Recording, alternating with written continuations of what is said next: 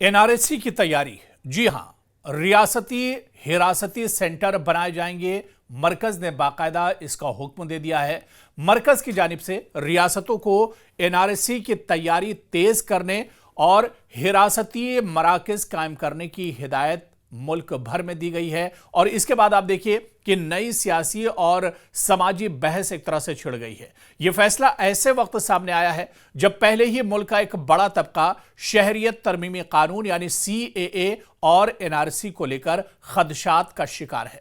आखिर किस बुनियाद पर, किन को और किस कानून के तहत शहरी या गैर शहरी करार दिया जाएगा, और अगर शहरियत साबित ना हो सके तो फिर वो अफराद कहां जाएंगे? यह सवाल सिर्फ कानूनी नहीं बल्कि इंसानी वकार, आईनी मसावत और समाजी इत्तेहाद का भी है। मरकजी वजारत दाखिला ने तमाम रियासतों और मरकज के ज़ेरे इंतजाम इलाकों को हुक्म दिया है कि वो गैर कानूनी गैर मुल्कियों की सरगर्मियों को महदूद करने के लिए मखसूस हिरासती कैंप या होल्डिंग सेंटर कायम करें।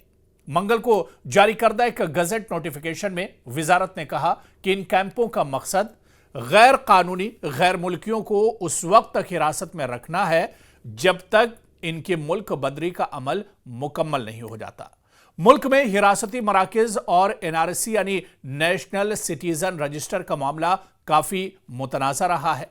पीएम मोदी ने दिसंबर 2019 में दिल्ली के रामलीला मैदान में एक रैली में दावा किया था कि मुल्क में एक भी हिरासती मरकज यानी डिटेंशन सेंटर नहीं है, जबकि इस वक्त बीजेपी के ज़ेरे इक़्तिदार आसाम में मरकज की मंजूरी के बाद हिरासती मराकज बनाए गए थे। डीएम फैसला कर सकता है कि आखिर कौन गैर मुल्की है और कौन गैर मुल्की नहीं है। वजारत दाखिला ने यह हुक्म इमिग्रेशन एंड फॉरेन्स एक्ट 2025 के तहत जारी किया है, जिसमें कहा गया है कि मरकजी हुकूमत, रियासती हुकूमत, यूनियन टेरिटरी इंतजामिया या जिला कलेक्टर, जिला मजिस्ट्रेट यह फैसला कर सकते हैं कि कोई शख्स गैर मुल्की है या नहीं। इसके लिए मरकजी हुकूमत की तरफ से तश्कील करदा फॉरेंस ट्राइब्यूनल की राय ली जाएगी। ट्राइब्यूनल में ज्यादा से ज्यादा 3 अरकान होंगे, जिनमें से सभी को अदालती तजुर्बा होना चाहिए। अगर कोई शख्स यह साबित करने में नाकाम रहता है कि वो गैर मुल्की नहीं है और जमानत का बंदोबस्त करने से कासिर है तो उसे हिरासती कैंप में रखा जाएगा। नए कवानीन के मुताबिक दहशतगर्दी, जासूसी, इस्मतदरी, कत्ल, बच्चों की स्मगलिंग या कलदम तंजीमों के रुकन होने जैसे संगीन जराइम के मुर्तकिब गैर मुल्कियों को हिंदुस्तान में दाखिल होने या रहने की इजाजत नहीं होगी। नेज़ वीजा या इसी तरह से आप देखिए कि ओसीआई कार्ड के लिए दरख्वास्त देने वाले हर गैर मुल्की को अपनी बायोमेट्रिक तफसीलात फराहम करनी होंगी। वजारत दाखिला ने यह भी हिदायत की है कि गैर कानूनी तौर पर हिंदुस्तान में दाखिल होने वाले गैर मुल्कियों को बॉर्डर सिक्योरिटी फोर्स यानी बीएसएफ या कोस्ट गार्ड के जरिए रोका जाए और इनकी बायोमेट्रिक और आबादी की मालूमात मरकजी हुकूमत के पोर्टल पर दर्ज की जाएं। और इसी तरह से आप देखिए कि नए कवानीन में गैर मुल्कियों पर कुछ इजाफी पाबंदियां भी लगाई गई हैं।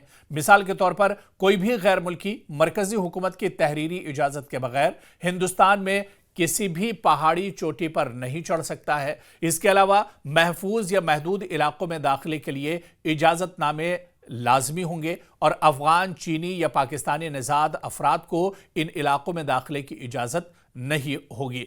तो कहीं ना कहीं अब एक बार फिर से एनआरसी और सीएए को लेकर बहस फिर से छिड़ गई है और खुद मरकजी वजारत दाखिला ने जो डिटेंशन सेंटर हैं उन्हें बनाने या हिरासती मराकज बनाने का हुक्म दिया है। और बाकायदा मरकज की तरफ से रियासती हुकूमतों को इसके अलावा यूटीज़ को ये हुक्म इंतजामिया को दिया गया है कि वो अपने अपने यहाँ हिरासती कैंप, हिरासती सेंटर बनाए, ताकि जब अगर कोई गैर मुल्की ये वाज़े हो जाएगा कि ये शख्स गैर मुल्की है तो ऐसे अफराद को इसी हिरासती सेंटर या डिटेंशन सेंटर में रखा जाएगा। हालांकि डिटेंशन सेंटर और हिरासती कैंपों को लेकर इससे पहले एक लंबी बहस छिड़ चुकी है। इससे पहले पार्लियामेंट और उससे बाहर भी आवाज़ उठती रही है।